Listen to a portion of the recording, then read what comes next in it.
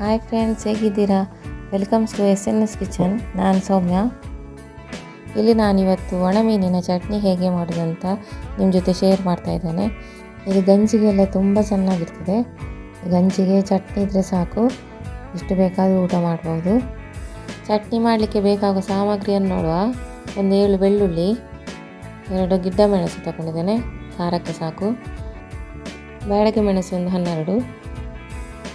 Next ಸ್ವಲ್ಪ ಹುಳಿ ತಗೊಂಡಿದ್ದೇನೆ, ಇಷ್ಟು ಬೇಕು.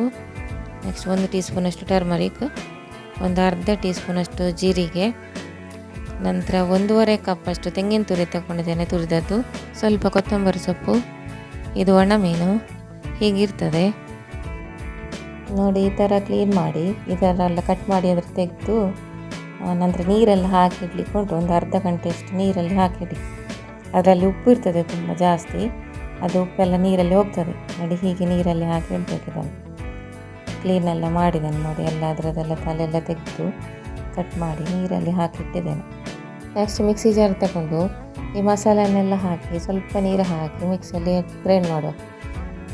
ಸ್ವಲ್ಪ ತರಿಯಾಗಿ ರುಬ್ಬಿಕೊಂಡು ಬರಬೇಕು ಮಿಕ್ಸಿಯಲ್ಲಿ, ಜಾಸ್ತಿ ನೈಸ್ ಹಾಕಬಾರ್ದು. ಇದು ಸ್ವಲ್ಪ ಗ್ರೈಂಡ್ ಮಾಡಿದರೆ ಸಾಕು.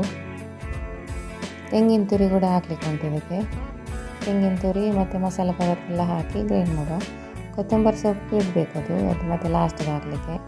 ಮತ್ತು ಒಂದು ಈರುಳ್ಳಿ ಕೂಡ ಬೇಕಿರ್ತದೆ ಕಟ್ ಮಾಡಿ ಹಾಕಲಿಕ್ಕೆ ಕೊನೆಗೆ.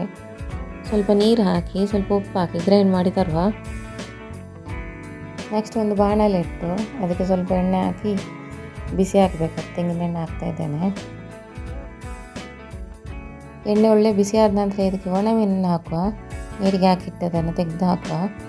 ಇದು ಒಳ್ಳೆ ಎಣ್ಣೆಯಲ್ಲಿ ಫ್ರೈ ಆಗಬೇಕು. ಇದೊಂದು 10 ನಿಮಿಷ ಬೇಕು ಇದು ಫ್ರೈ ಆಗಲಿಕ್ಕೆ. ಫ್ರೈ ಆದ ನಂತರ ತೆಗೆಯುವ. ಒಂದು ಪಾತ್ರೆಗೆ ಒಂದು ಕಟ್ ಮಾಡಿದ ಈರುಳ್ಳಿ ಉಂಟಲ್ಲ, ಅದನ್ನು ಹಾಕ್ತಾ ಇದ್ದೇನೆ.